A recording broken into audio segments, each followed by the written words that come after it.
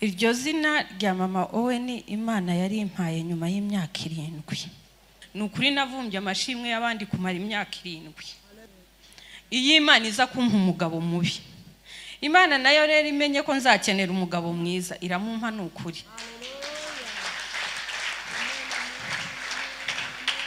Iramumpa angendera neza mu gihe cy'imyaka 7, ambera imfura, nshaka impamvu yo kwahukana ngo mpambire ngende ndayibura. Yo buriya ntago narinzi ko wabaye ingumba. Abimbwirana n'impuhwe nyinshi ariko ntiyamenya kambabaje. Ariko icyambere nahuzwe numva ntago nshaka gusubira mu bantu kuko bamvuze mbareba arambwira ati ntago narinzi ko wabaye ingumba. Araza nawe anterera inkuru z'ukuntu abantu bicaye ahantu bakamubwira ko afite umugore w'ingumba. So bamubazaga ngo impamvu ataha saa 12 atahiye ku mugore w'ingumba utabyara adafite abana kina nabo. Nyuma y'amezi make cyane mu mwaka umwe ngira inda ya 4 nayivamo. Iyo nda ya 4 niyo nshaka kuvugaho.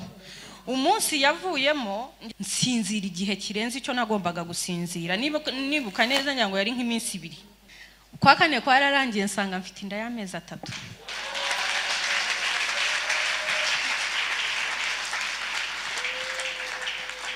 Murumuna wanje yabyaye umwana we mu kwa 10 kwa 2023 mbyara mu kwa 11.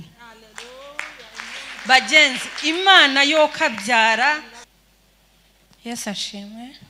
Hallelujah. Hallelujah. Hallelujah. Ntago ndi umuntu umenyereye kuvugira kuri mikro. Na nubwo ari kenshi cyane mpagarara imbere y'abantu bangana nkamwe nkavuga, ariko nasabye nako kuva namenya ko nzazana na ba Berseri, nasabye Imana ko izanshoboza kuvuga imirimo yayo. Naje nafite gahunda yo kurira, none ndabona mukundwa ashaka kundiza kandi nindira ntago ndi buvuge ibyo nshaka kuvuga neza. Imana inshoboze. Amazina yanjye nitwa Kantayomba Winnie. Imana yampaye irindi ryitwa mama Owen.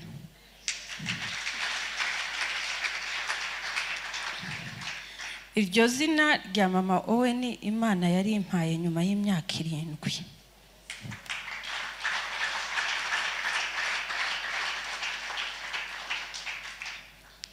Nuko ntazi kuririmba. Ubundi najyaga kuririmba indirimbo uvuga ngo najyaga njya kuvumba amashimwe y'abandi.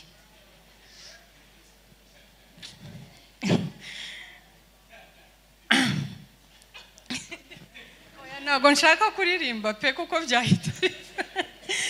Ariko iyo ndirimbo ntago nzi umuntu wayihanze, ariko ashobora kuba oya ndavuga umuntu wayanditse wenda, ariko ashobora kuba ngira ngo nk'Imana yari yamuhaye iyerekwa ry'ubuzima bwanjye. Nukuri navumbye amashimwe y'abandi kumara imyaka 7.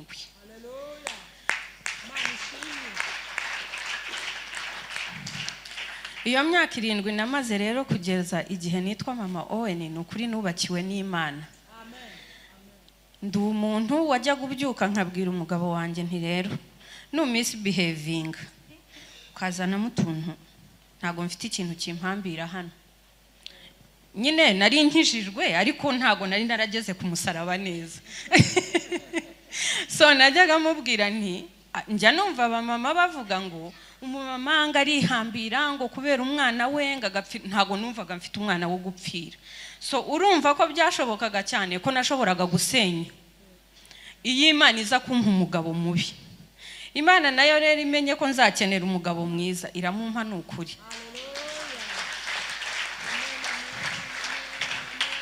Iramumpa angendera neza mu gihe cy'imyaka 7, ambera imfura, nshaka impamvu yo kwahukana ngo mpambire ngende ndayibura. Berseri warabizi mukundwa ukuye kuba ari muramukazi wanjye, ni n'inshuti yanjye cyane hano hantu wenda ntago najyaga nzi imbere cyane, ariko narahasengeye kenshi. Najyaga nza kenshi akambwira ati nakwizereye, haba hari ibiterana kampamagara nkaza nkasenga kubera we n'umugabo we. Rero kenshi arabizi we ko ibintu byo kwahukana nabigeragezaga kenshi. ariko nkabura impamvu yabyo, nashakisha n'impamvu kumva nitwa impamvu ziraho zitagukura mu rugo.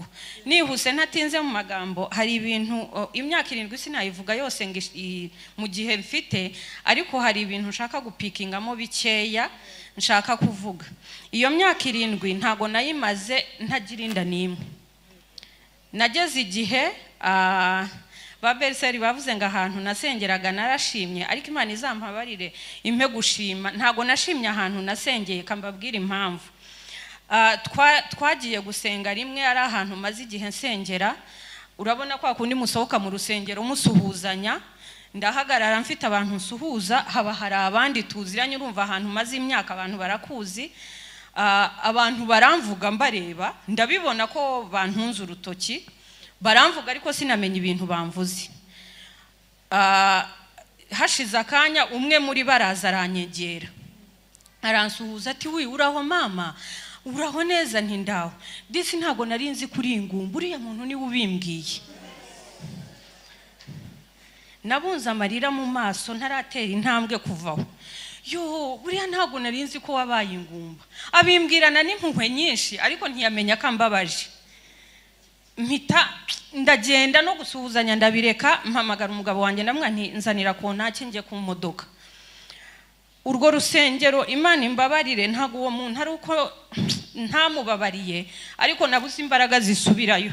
Ntago nigeze nsubirayo. Guhera uwo munsi natangiye gusengera online, nkajya njya ku materaniro, nabona abamukundwa muri online akampa link nkasenga, ariko icyambere nahuzwe numva ntago nshaka gusubira mu bantu, kuko bamvuze mbareba arambwira ati ntago narinzi ko wabaye ingumba.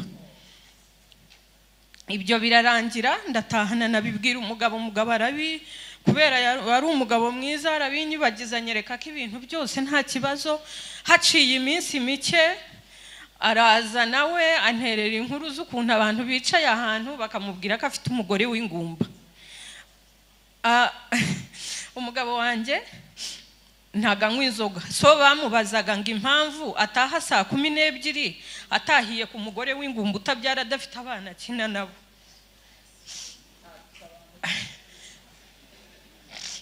Araza arabinganirira nk'ukuntu umuntu aba akubwira amagambo y'abantu, ariko we ntiyamenya ko mu mutima nongeye kuri cya kindi wa muntu yambwiye. Uwo mugoroba byari 2019 sinibuka umunsi. Uwo mugoroba nagiye mu cyumba kwakunda abagabo baba bareba imipira, ndapfukama ndasenga ndavuga ngo akumana, uwo muntu niba yaravuze ngo ntago ngira uterasi, ndavuga ngo akumana basi wampaye ndikavamo, ariko nkagaragaza ko mfite nyababyeyi nanjye na holding umwana. Byari 2019 ukwezi kwa 3 kwarageze, ngira inda ya mbere. Ngira ngo yari Imana yo kunyereka ngo uterasi urayifite ubugiye kubyerekana. Ngira inda ya mbere 2019 mu kwa 3, nyuma y'ukwezi kumwivamo. Nyuma y'amezi make ngira inda ya kabiri, nyuma y'ukwezi nayivamo. Nyuma y'amezi make, uwo ni umwaka umwe, nyuma y'amezi make ngira inda ya 3 nayivamo. Nyuma y'amezi make cyane mu mwaka umwe ngira inda ya 4 nayivamo. Iyo nda ya 4 niyo nshaka kuvugaho. Umunsi yavuyemo, ngira ngo abadamu baraha barabizi, hari ukuntu bagutera ikinya bagiye kugukorera cryptage. Sinzi niba ariko bayita koza mu nda, ngira ngo bantera ikinya ahantu nari nagiye kwa muganga, nsinzira igihe kirenze icyo nagombaga gusinzira. Nibuka neza ngira ngo yari nk'iminsi 2. Ndasinzira, bagira n'ubwoba ko napfuye, abantu ya magambo yabo batangira kuvuga hari umuntu wapfuye umaze muri koma imyaka ingahe kubera ikinya, habaho ubwoba. Ariko muri uko gusinzira, Imana imfashe ntabarengereza igihe, muri uko gusinzira njyewe niho naboneye Imana yanjye bwite noneho.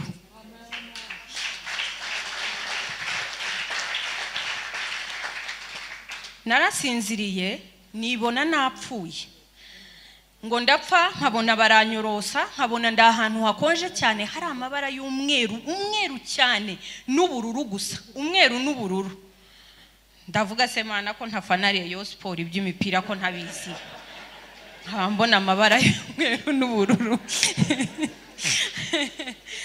nibona ngo barimo bansunika ku kagare kakandi kabapfu bagutwikiriye nibona ubwo sinzi niba ari inzozi ariko jewe nzi kariho naboneye Imana nibona banjana muri morgue nibona maze iminsi 2 muri morgue nyuma y'iminsi 2 nibona banjana irusororo nibona nageze irusororo napfuye ngo tugeze irusororo ariko je nkabona sinapfuye ariko abantu ngo bakavuga ngo yongo yapfuye ngo disapfuye nta kana afite n'ingumba noneho ngo ndavuga ngo ntago ndi ingumba ngo ndebye imbere ku musaraba wa musaraba bafashe ngo mbona abana bawufashe ntago ari abanjye ndahaguruka n'umujinya mwinshi mu nzozi nahagurutse ngiye gushikuza umusaraba wanjye kuko nabonaga ngo mfite abana muri congregation ariko ntibaza impamvu abantu batabona abana banje kandi abana banje atari bo bafite umusaraba wanjye numvaga gupfa nta kibazo ariko ntagomba gupfa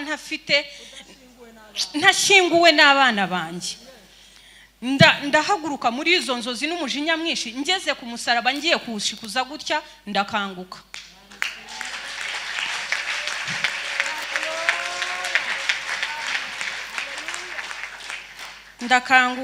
ndibuka umuganga wari uri hejuru yanjye yahise atangira kumpompa azana za mukaru n'amaji n'ibiki aravuga ngo yakangutse ngarakangutse noneho nkangutse uzi kubanza kunanirwa kuvuga iyo uvuye mu kinya niyo uvuze uvugira hejuru mvugira hejuru ndamubaza ngo muganga wapfuye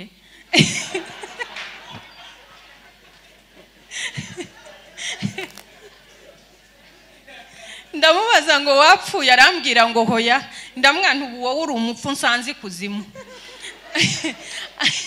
arambwira ngo yamango ntago wapfuye ndamwana impamagarira umugabo wanjye aramuhamagara umugabo wanjye araza yari amaze iminsi arira amaso yaratukuye atarataha araza ndamubona ko ari muzima ndamaza ntago napfuye ati ntago wapfuye barandwaza mva mu bitaro ntashye mbwira Imana ngo Mana iki ni ikimenyetso kinyereka kuzampa abana mbere yuko mpfa najyaga njya gusenga amateraniro akarangira jewe ndimo gusaba umwana gusa bavuga ngo basengera ibindi nkumva nago mfite ibindi byo gusengera ndasengera umwana wenyine mbwira Imana ngo ntago nzongera kugusaba umwana kuko wanyeretse kuba afite uzabama guhera uyu munsi ngiye gusengera ibindi no gushima ndarekera nyuma y'iminsi mikeya ikindi kimenyetso cyanyeretse ko igihe cyanjye kiri hafi hari agakobwa kacu sinzi niba hari Mikaela urarizwa n'iki mwana wa uyu ni umukobwa wacu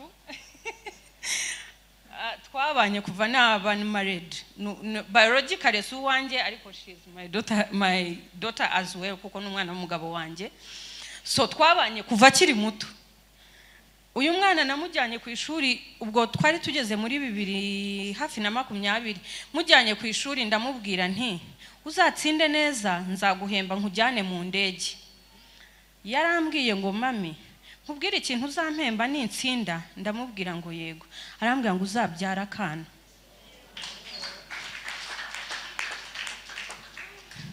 arambwira ngo nzamubyarira umwana ndavuga nti iki ni ikindi kimenyetso cyerekana ko igihe cyanjye kigeze bantu b'Imana ntago nongeye guhangayikira umwana ntago nongeye kwivuza ntago nongeye kujya mu bahanuzi ntago nongeye gukora ikindi kintu cyose niyo najyaga gusenga nkumva umutima urampatira kubwira Imana ngo nk'umwana narahinduraga nkaba namara isaha mbwira Imana ngo urakoze ko wampaye abana ntago nigeze nongera gusaba umwana kuko kuva icyo gihe Imana yanyeretse ko ntazapfa ntashyinguwe n'abana banjye ntago nigeze nongera gusaba Imana umwana 2023 itangira nagiye gusenga ahantu bisanzwe hari haje umwaposo w'Ibugande witwa Pastor Apostle Grace Rubega sinzi niba hari abamuzi yari afite igiterane njya gusenga nk'abandi muri iyo samoni arabwiriza ageze mu gihe cyo guhanura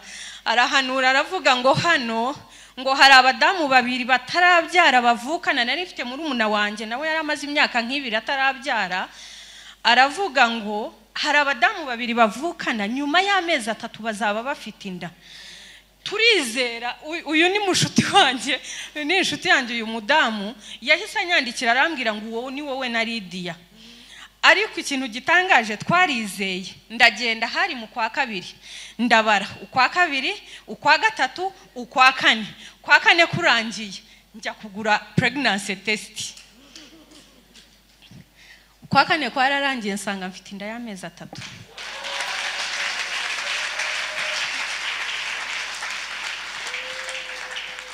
Noneho nsubira inyuma kureba ya Samoni, ndascrollinga ngeraho yahanuye, mpageze nsanga ntago yavuze amazina yacu, yavuze menya niba ari Grace nande, nsanga amazina ntago yari ayanjye. Ubwo nge na profitiye mu kavuyo nizera atari je bavuze izina, ariko ndaprofita ndizera, kwizera kwanjye kurakora. Hanyuma ntago ari je wasanze mfite inda jyenyine, na murumuna wanjye yasanze afite inda. Murumuna wanjye yabyaye umwana we mu kwa 10 kwa 2023, mbyara mu kwa 11.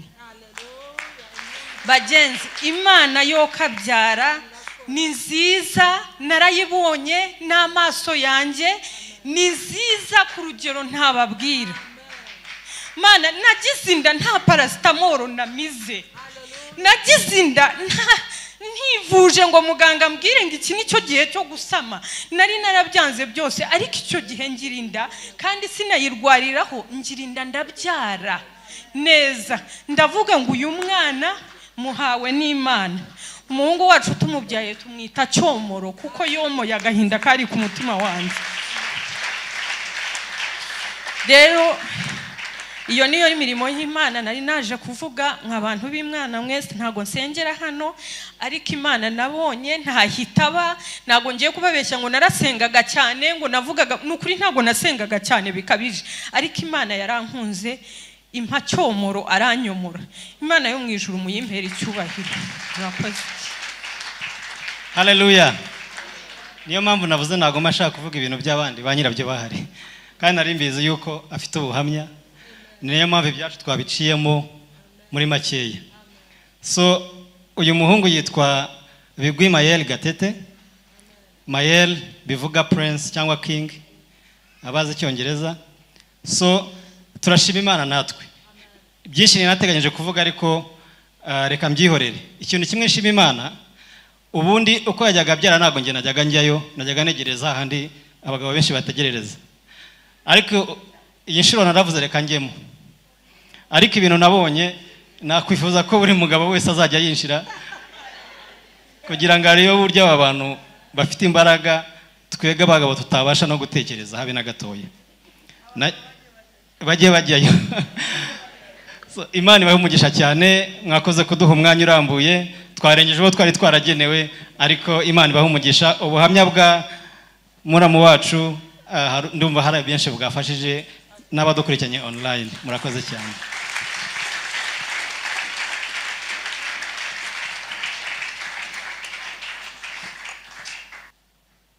Amen. Uyu ni umunezero. This is happiness. Hallelujah.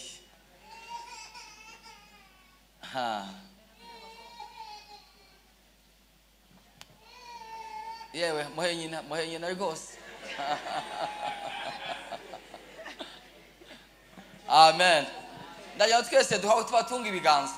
all raise up on our feet and pray for these families and ask for blessings over the beautiful children.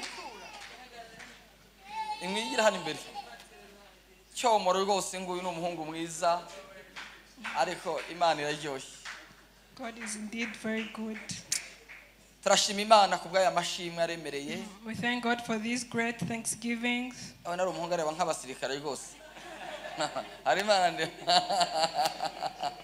Mana turagushimiye, tugushimiye kuri Imana yumva kandi Imana ikora ibitangaza n'ibimenyetso. Tugushimiye kuri famille Gatete ndetse n'umuvandimwe bazanye abana mu nzu yawe Mana. Wakoze ibitangaza n'ibimenyetso uko wakoraga kera n'ubundi kugikora. umubyeyi waramuruhuye uhoza amarira umutima we. Ubu turanezere ku bw'aba bahungu beza bumugisha. Imitima yacu nk'itorero turagushimiye, tugushimiye ko ababyeyi ari bazima n'abana ari bazima, bafite ingingo nzima, bafite ubwenge buzima, basa neza. Mana, turabakumurikiye iki cyumweru cyo mashimwe, turabashinganishije, tubashyize imbere yawe mwami, kugira ngo ikiganza cyawe kibe kuri aba bana, ubwenge n'ubuhanga ndetse n'amavuta yawe ajya abaho uko bukeye. Aba bana turabasengeye, tubateye mu nzu y'Uwiteka. Reka babe ituro nk'uko Samweli yabaye ituro, reka babe ituro nk'uko Yesu yabaye ituro. Turasenze mu izina rya Yesu, tubashinganishije mu biganza by'Uwiteka. Reka uyu muhungu azakurikirwe na barumuna be n'abashiki be guhera none. Nk'uko Hana yabyaye Samweli, Hana akongera akabyara abahungu n'abakobwa, akishima akaguka. Reka iyi miryango yagure. Urakoze Mana yacu, ntibakabura ibyo babura, ibyo bifuza muri iyi si, babone ibibatunga, babone ibibigisha, bazaba amaboko mu isi, bazanezeza ababyeyi n'itorero ndetse n'igihugu. Urakoze kubw'ababyeyi babo, kuko wabomoye kandi ukabashyiraho ikiganza cyawe. Ubaha amahoro menshi mu izina rya Yesu. Urinde umutwara ahari, uhamukomereze, ikiganza cyawe cyiza kihamubereho, kandi umwuka w'imbaraga n'ubutware akomeze yuzura amashimwe kubw'uyu munsi. Urinde uyu muryango wose bari hano imbere, ndetse n'imiryango yose iyo bavukamo n'iyo bashatsemo, bayiboneremo umugisha. Urakoze kuko bikoze mu izina rya Yesu. Amen. Imana ibaho umugisha.